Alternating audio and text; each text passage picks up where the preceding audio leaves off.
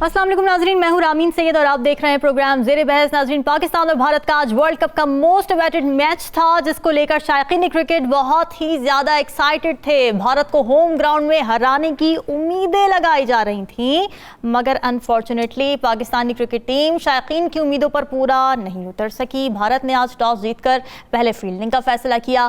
पाकिस्तान ने शुरुआत अच्छी की, मोहताद भी खेल रहे थे और कुछ बाउंड्रीज भी लग रही थी, मगर फिर विकेटें गिरने का एक लामुतनाही सिलसिला शुरू हुआ और पूरी टीम सिर्फ 191 रन पर ढेर हो गई। पाकिस्तान को पहला नुकसान अब्दुल्ला शफीक की सूरत में उठाना पड़ा था। अब्दुल्ला 20 रन बनाकर मोहम्मद सिराज का शिकार हुए। फिर इमामुल हक को 36 रन पर हार्दिक पांड्या ने आउट किया। 30वें ओवर में 155 का टोटल था, जब बाबर आजम 50 रन पर सिराज की गेंद पर बोल्ड हो गए। फिर बाबर के आउट होने के बाद पाकिस्तानी विकेटें पत्तों की तरह बिखरती चली गईं और बकिया बल्लेबाज मजमूई स्कोर में सिर्फ और सिर्फ 36 रन का इजाफा कर सके हैं। सऊद शकील 6 रन के मेहमान साबित हुए। इफ्तिखार अहमद ने 4 रन बनाए। कुलदीप की गेंद पर बोल्ड हुए। मोहम्मद रिजवान 49 रन बनाकर जसप्रीत बुमराह की गेंद पर क्लीन बोल्ड हो गए। शादाब खान सिर्फ 2 रन बनाकर चलते बने। मोहम्मद नवाज भी सिर्फ 4 रन बना सके। हसन अली 12 रन पर पवेलियन लौट गए और उनके बाद हारिस भी 2 रन पर चलते बने। अब हमारे अगर बॉलिंग अटैक की बात करें, क्योंकि इस वक्त बॉलिंग का स्पेल चल रहा है, तो उसमें भी भारतीय बल्लेबाज ही हम पर अटैक करते नजर आए हैं। पाकिस्तान ने अपनी बैटिंग इनिंग में एक भी छक्का नहीं मारा था, जबकि आज भारत के सिर्फ रोहित शर्मा ने 5 छक्के मार दिए। शाहीन शाह अफरीदी ने 4 ओवर्स में 32 रन दिए, 1 विकेट लिए और 5 चौके खा लिए। हसन अली ने 5 ओवर करवाए, 30 रन दिए, 1 विकेट लिए और 6 चौके खा लिए। हारिस रऊफ ने 4 ओवर में 34 रन दिए, 3 छक्के खाए, 1 चौका खाया।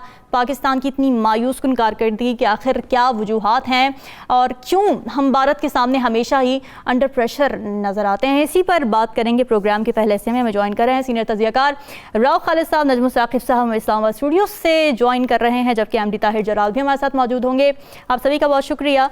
राव खालिद साहब, ये जो टोटल आज पाकिस्तान ने दिया इंडिया को, ये अफगानिस्तान से भी कम टोटल है। अफगानिस्तान ने 272 रन का टारगेट दिया था, ऑस्ट्रेलिया ने 199 रन का टारगेट दिया था।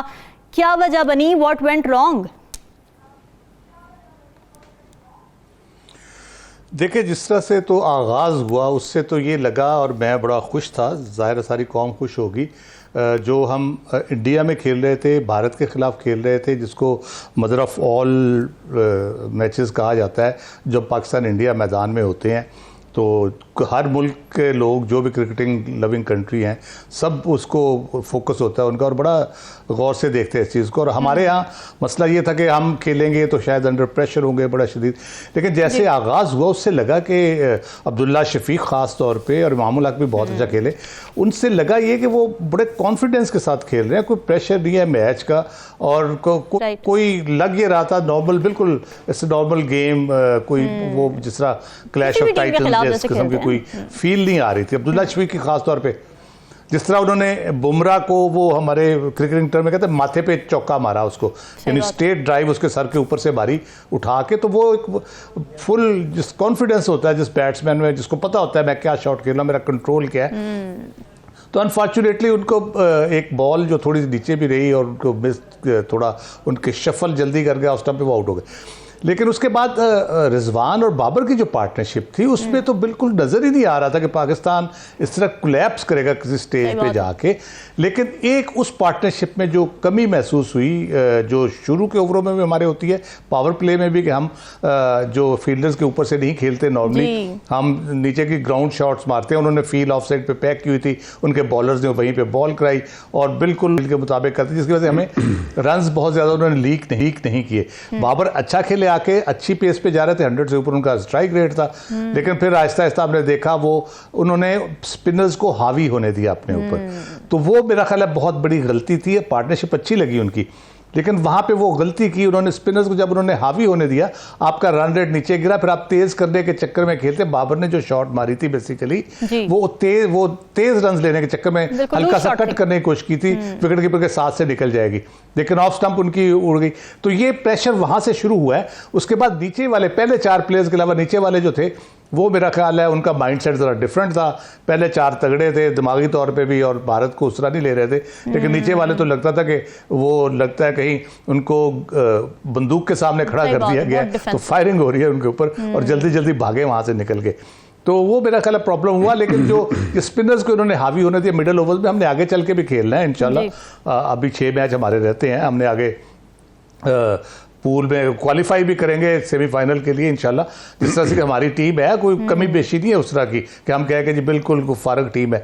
लेकिन ये कोलैप्स जो है बड़े अरसे बाद देखा पाकिस्तान टीम का, इस तरह का कोलैप्स किसी ज़माने हम करते होते थे, हम इसी तरह कोलैप्स होते थे। लेकिन पिछले कुछ अरसे से ये टीम जब से बनी है यंगस्टर्स की, अच्छा जेल टीम है, बाबर की कप्तानी में बहुत अच्छा परफॉर्म कर रहे हैं। तो ये एकदम से जो कोलैप्स आज वाला हुआ है उसमें मेरा ख्याल है बहुत सा कुछ देखना पड़ेगा। जैसे सऊद शकील है, बहुत अच्छे प्लेयर है, स्पिन के बहुत अच्छे प्लेयर हैं। वो प्रेशर में मुझे लगा कि अगली बॉल को वो पिछले फुट पे बैक फुट पे खेलने चले गए। तो ये होता है, इफ्तार के साथ एक बदकिस्मती हो गई। तो ये प्रेशर की निशानी है बुनियादी तौर पर। सऊद शकील बहुत अच्छा बैट्समैन है और अच्छा तेज, वो स्पिनर्स के अगेंस्ट बहुत अच्छा खेलता है, तेज स्कोर करता है। इसी तरह जो रिजवान आउट हुए, वो जब दूसरी तरफ से विकेटें गिरी तो मेरा ख्याल है वो भी प्रेशर ले गए। वो भी एक बॉल के ऊपर जो उन्होंने स्लो की ऑफ स्पिन टाइप बुमराह ने, तो उसको रीड नहीं कर सके प्रॉपर्ली। हालांकि रिजवान 25-30 रन अगर कर जाए ना, फिर उनको आउट करना मुश्किल हो जाता है। वो फिर 100 तक जाते ही जाते हैं और अच्छी पेस पे जाते हैं। लेकिन वो बाबर के आउट होने के बाद और बाकी एक दो विकेट और तो मेरा ख्याल है वो भी प्रेशर ले गए। पहले कह दिया था, पार्ट ने पर रिव्यू लिया था उसके ऊपर, that was also very lucky. मतलब उसमें रिव्यू ले लेना और फिर उसके बाद उनका वापस, तो हम तो यही समझ रहे थे कि जी जबरदस्त रिजवान साहब वापस आ गए हैं तो बड़ा स्कोर अब आने वाला है, लेकिन ऐसा हुआ नहीं। नजमुल साकिब साहब, क्या वजह है? एक तो यही प्रेशर की जो बात कर रहे हैं राव खालिद साहब के, इतना अंडर प्रेशर आने की वजह क्या है? श्रीलंका के साथ जब हमने गेम खेली, चेस किया, रिकॉर्ड बनाया, उसमें हम यही बात कर रहे थे, जो एनालिस्ट थे वो भी यही बात कर रहे थे कि जी ये बड़ा अच्छा हुआ है हमारे मोराल के लिए, हमारे कॉन्फिडेंस के लिए, और हम आगे जाके अब इंडिया के साथ जब खेलेंगे और भी बड़ी बड़ी टीम्स के साथ खेलना है, अच्छा खेलेंगे। क्यों आज इतने अंडर प्रेशर नजर आए आपको? देखिए रामीन, ये जो प्रेशर होता है ना, एक होता है बताना है हमने कि हमें कोई प्रेशर नहीं है, चेहरा आपने अपना ठीक रखना है, आपका पोस्चर ठीक है, कंपोजर नजर आ रही है, पता लग रहा है कि आपके आसाब पे कोई चीज सवार नहीं है। लेकिन अंदर से जो सूरत हाल है, देखिए ये प्रेशर एक बड़ी अजीबोगरीब चीज होती है। ये पोज करने से नहीं आ जाता, इसके लिए बाकायदा तौर पे आपका अंदर से जो है ना वो आसाब आपके मजबूत होने चाहिए। और हमने आज देखा, जिस तरह राव साहब ने भी कहा कि कुछ हमसे गलतियां भी ज्यादा हुई। मेरे ख्याल में टर्निंग पॉइंट जो है वो एक वाइड बॉल थी जो कि इफ्तिखार ने खेली, बदकिस्मती से उनके ग्लव पे जो है वो गेंद लगा, वो यानी विकेटों में चला गया।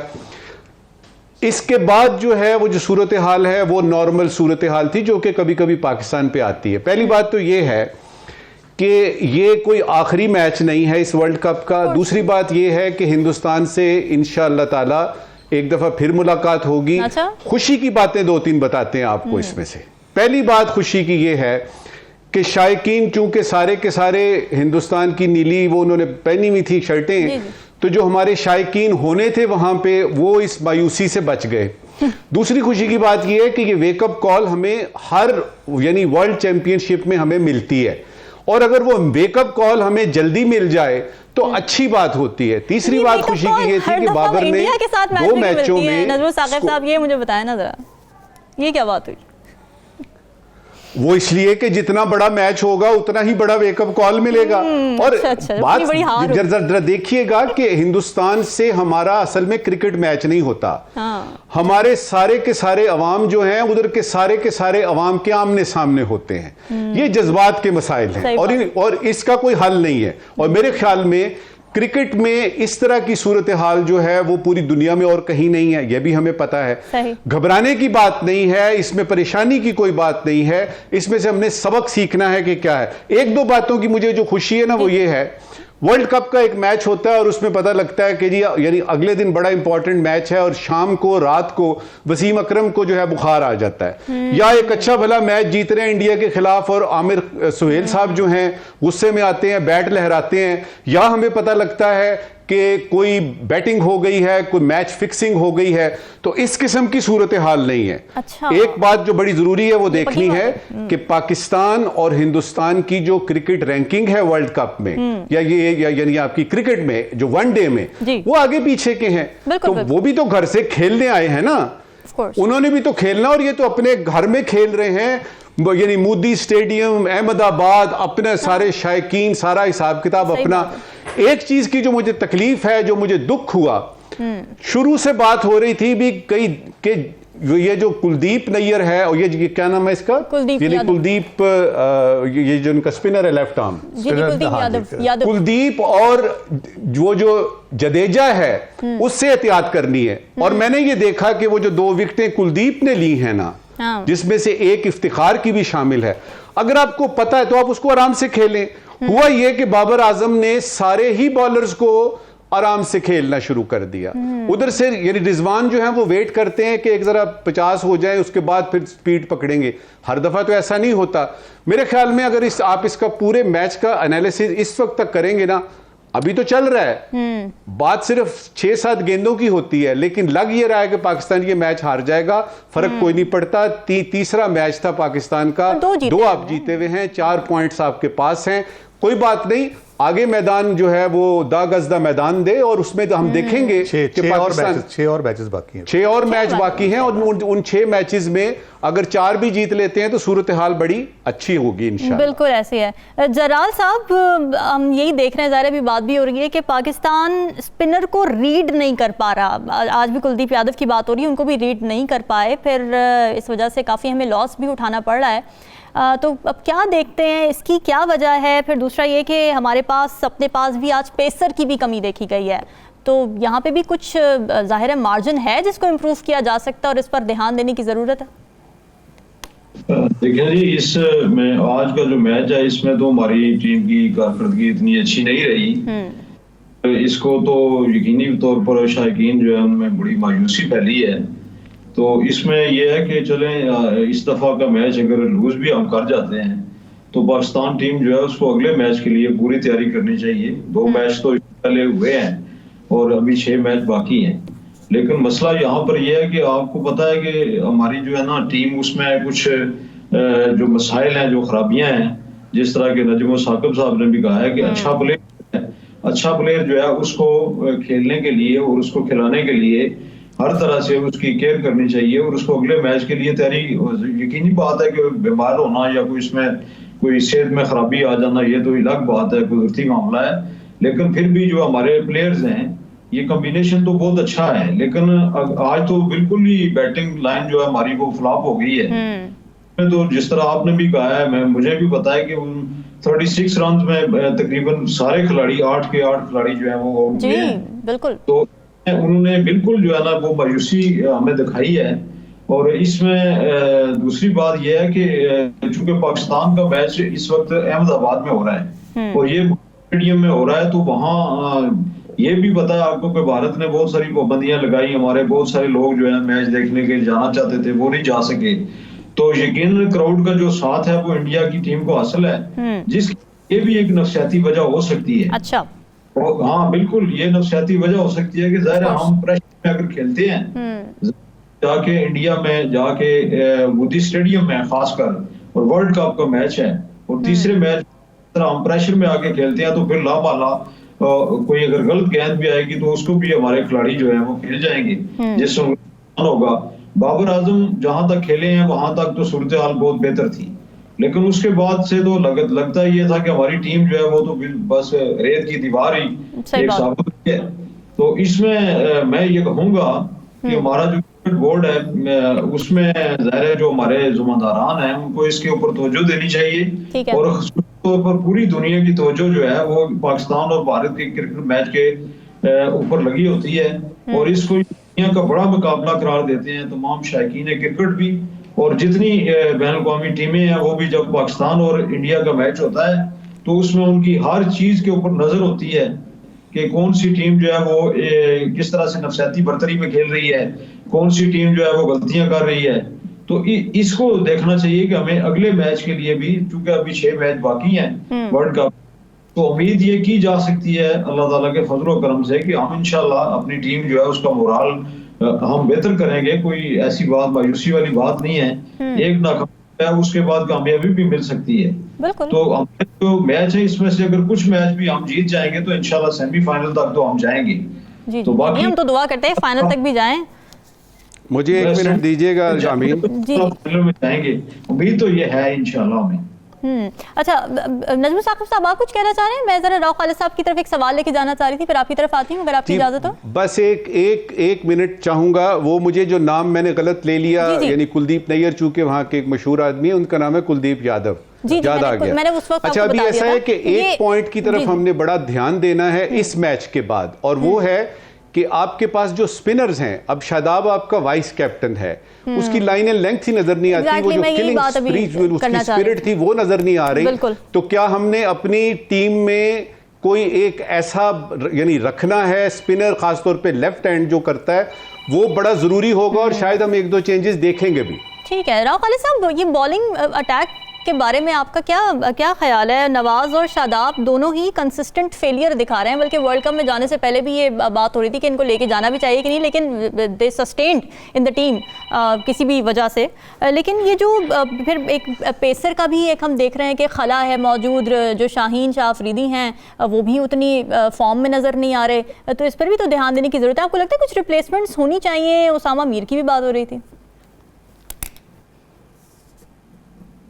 जी बिल्कुल, सामा मीर साथ है टीम के, और प्लेइंग वो जो प्लेइंग खिला क्यों नहीं रहा सामा मीर? वो रिजर्व में नहीं है उस तरह से, ट्रैवलिंग रिजर्व उस तरह से नहीं है।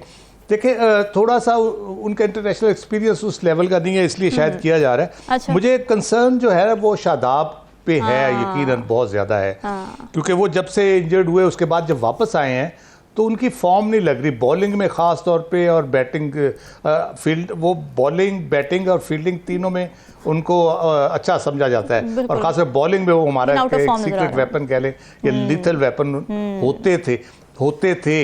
लेकिन अनफॉर्चुनेटली उनकी वो बॉलिंग प्रॉपरली नहीं हो रही। वो बॉलिंग ऑलराउंडर है हमारे, तो अगर उनकी नहीं हो रही, बड़े अरसे से नहीं हो रही, तो मेरा ख्याल था कि इस टूर्नामेंट में उनको साथ ज़रूर रखते।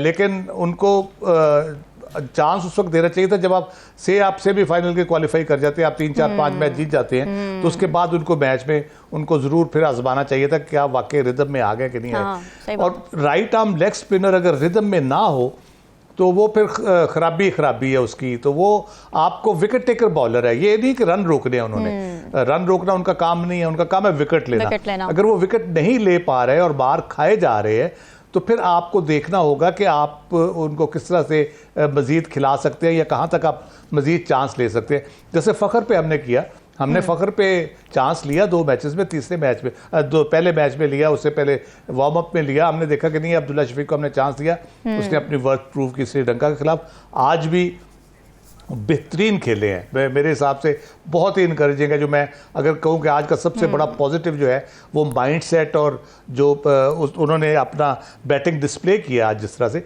वो एक अच्छे यानी क्रिकेटर की निशानी है, जो आगे चल के हमारे लिए ये ओपनर बहुत अच्छे यानी रिकॉर्ड्स भी बनाएंगे और पाकिस्तानी टीम को जितवाने के काम भी आएंगे। नवाज की जहाँ तक बात है, नवाज जो है वो भी बॉलिंग ऑलराउंडर के तौर पे हम खिला रहे हैं उसको, लेकिन वो भी बहुत ज़्यादा हम देख रहे हैं बड़े अरसे से उनकी कारकर्दगी भी हमें नजर नहीं आ रही। फिर हमें पता था इस विकेट को शायद हमने गलत रीड किया, इस पे तो बॉल स्पिन ही नहीं हो रही, इस पे बॉल शाम में अब ओस पड़ गई, स्किट हो रही थी, आप जोर से मारेंगे स्किट हो जाएगी, उससे शायद कोई आपको मिस क्यू हो जाए शॉट, तो आपको LBW वगैरह मिल जाए, अदरवाइज तो वो इस पे कुट पड़नी है। आप जब बॉल स्किट हो रही होती है तो बैट पे भी बड़ी अच्छे तरीके से आती है। तो इसलिए हमें ये देखना पड़ेगा कि अगर हमने रखा है उसामा मीर को साथ, या हमारे जो ट्रैवलिंग रिजर्व में इब्रार भी है, तो लेकिन इब्रार को लाने के लिए आपको बड़ा प्रोसेस करना पड़ेगा। वो जख्मी हो प्लेयर जेन्युइनली, फिर उसको आप अप्लाई करेंगे, फिर उसको वापस अंदर लेके आएंगे। लेकिन आगे टूर्नामेंट तेजी से आगे जाएगा तो फिर टाइम भी नहीं होगा आपके पास कि आप चांस ले सकें। मेरा ख्याल है कि अगले मैच में उसामा मीर के साथ पाकिस्तान को जाना चाहिए, चांस लेना चाहिए। शादाब को रेस्ट दें, थोड़ा सा अपने मेहनत वो मजीद करें इंडिया के अंदर उनकी विकेटों के ऊपर, तो अगले 2-3 मैचों में अगर वो अपने आप को समझते हैं, रिदम में आ जाते हैं, उनका रिदम में आना बहुत ज़रूरी है। अगर वो नहीं आते तो वो फिर एक कह लें कि एक बैगेज ही रहेंगे पाकिस्तान टीम के लिए, उनके अपने लिए भी अच्छा नहीं है और टीम के लिए भी अच्छा नहीं है। नजमुल साकिब साहब, आप क्या फोर्सी कर रहे हैं या आप क्या सजेस्ट करना चाहेंगे कि किस तरह की चेंजेस हमें देखने को मिलनी चाहिए अगले आने वाले मैचेस में, या फिर टीम इंटैक्ट रहनी चाहिए, जैसी है वैसी रहनी चाहिए? अच्छी है, दायरा पिछला मैच इसी टीम ने खेला और जीता, ज़बरदस्त रन चेस किया, क्या कहते हैं आप? जो ट्रेडिशन होती है रामीन, वो तो ये होती है कि जो विनिंग आपका कॉम्बिनेशन होता है उसको आप कैरी करते हैं। सही। और जब आप लूज करते हैं तो फिर आपको ख्याल आता है कि किस चेंजेस में, इसीलिए तो सिर्फ 11 नहीं जाते, 15-16 प्लेयर्स होते हैं और उनमें आपको पता होता है कि अगर खुदा न खास्ता फर्ज करें रिजवान के साथ कोई मसला होता है तो आपके पास एक नौजवान वो मौजूद है, और मुझे वो आज मैंने उसको बड़ा मिस किया कि उसको आप ले आते हैं। एक विकेट कीपर का आपकी रिप्लेसमेंट मौजूद होती है कि ताकि वो यानी विकेट कीपिंग कर सके। इसी तरह फास्ट बॉलर की भी होती है, इस तरह वसीम मौजूद है। इसी तरह आपके पास यानी स्पिनर्स की भी मौजूद होती है, जिस तरह यानी अबरार आपके पास मौजूद है। देखना यह है कि आपकी जो इस वक्त मैनेजमेंट है, और खास तौर पे हमने तो ये यानी सुना है कि वो जो चेयरमैन हमारे हैं क्रिकेट बोर्ड के, वो भी वहां पे मौजूद हैं। तो एक हडल कर लीजिए, यानी बैठ जाइए और देख लीजिए। आप ज्यादा जानते हैं क्रिकेट के बारे में, आपको ये पता होना चाहिए था कि किसी भी बड़े मैच के लिए स्किल्स तो एक जैसी होती हैं, आपने गेम प्लान करनी होती है। आज के मैच में जो मुझे खास तौर पे जो चीज मिसिंग नजर आई वो थी कि मुझे अपनी टीम का कोई गेम प्लान नजर ही नहीं आ रहा था। और मैं आपको बताऊं, एक सजेशन मैं आपके जरिए शायद उन तक पहुंच जाए कि जब दुश्मन मजबूत होता है ना, जब दुश्मन बहुत ज्यादा ताकतवर हो और आपके पल्ले का हो, तो आपने उसको सरप्राइज करना होता है। और वो सरप्राइज एलिमेंट जो है वो यानी उस तरफ से तो मुझे नजर आया, लेकिन इस तरफ से नजर नहीं आया। इस तरफ से ये था कि आप यानी मिसाल के तौर पे आप नवाज से पहला ओवर करवा सकते थे। आप नवाज को दूसरे यानी ओवर के लिए करवा सकते थे। आपने वही रूटीन रखी। और फिर ये है कि अगर हारिस रऊफ जो है उसको यानी खड़ा होके अगर मार रहा है वो छक्का यानी रोहित जो है, तो आप खुदा का खौफ करें, उसको बदलें। अब आपने जरूरी उससे पूरे करवाने हैं, और जबकि स्कोर भी थोड़ा सा रह गया। मेरे ख्याल में मैनेजमेंट के मसाइल हैं। मेरे ख्याल में हमारा कप्तान जो इस वक्त का है उसके अंदर बहुत सारी खूबियां हैं। बाबर के अंदर अल्लाह ताला ने बड़ी क्वालिटीज रखी हैं।